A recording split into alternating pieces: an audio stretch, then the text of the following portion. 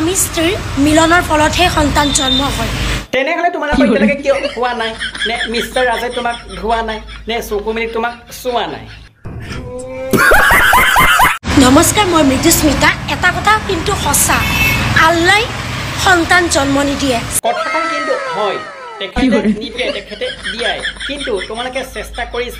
চেষ্টা কৰিছা তাৰ ফলটো পোৱা নাই মানে তোমালোকক দিয়া নাই স্বামী স্ত্ৰীৰ মিলনৰ ফলতহে সন্তান জন্ম হয় মানে কেনেকৈ হয় মই আজিলৈকে দেখা নাই পাৰিলে তুমি এই মুখেৰে কোৱাতকৈ যদি প্ৰেক্টিকেলি অকণমান দেখাই দিয়া অকণমান ভাল লাগে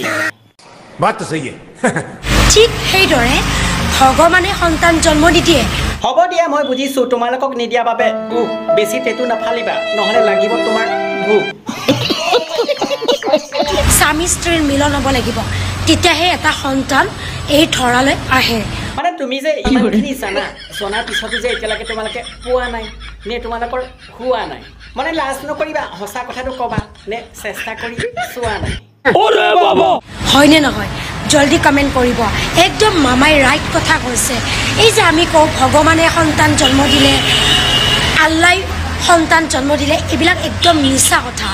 ঠিক আছে তুমি সঁচা কথা কোৱা তেনেহ'লে তোমালোকে ইমান দিনে কিয় পোৱা নাই নে চেষ্টা কৰি চোৱা নাই নে তোমাৰ ভুবুলাটোৰ লগত হোৱা নাই বুজি পাইছে স্বামী স্ত্ৰীৰ দুজনৰ এনেকুৱা মিলন হ'ব লাগিব তেতিয়াহে সন্তানটো খপকৈ জন্ম হৈ যায় মই তাকে চিন্তা কৰিছোঁ তুমি আৰু তোমাৰ ৰাজ মানে স্বামী স্ত্ৰী হয় নে ককায়েক ভনীয়েক মানে তোমালোকৰ যে হোৱা নাই হয়নে নহয় জলদি কমেণ্ট কৰক মানে বুজা গ'ল দুদিনমানৰ পিছত ইহঁতি লাইক আৰু কমেণ্ট কেইটামানৰ বাবে ক'ব পৃথিৱীখন মানুহে সৃষ্টি কৰিছে আল্লাহ ভগৱানে কৰা নাই নহয় মোৰ অলপ সঁচা কথা ক'ব আছে ভিডিঅ' চাই কেনেকুৱা লাগিল যদি ভাল লাগিল লাইক চিকনেক্টটো কৰি দিব চেনেলটো যদি ছাবস্ক্ৰাইবটো কৰিব ধুনীয়াকৈ এটা কমেণ্ট কৰি জনাব পাৰিলে ভিডিঅ'টো শ্বেয়াৰ নকৰাকৈ নাথাকিব আৰু আছিলে ভিডিঅ' এৰিছোঁ চোৱাই অসম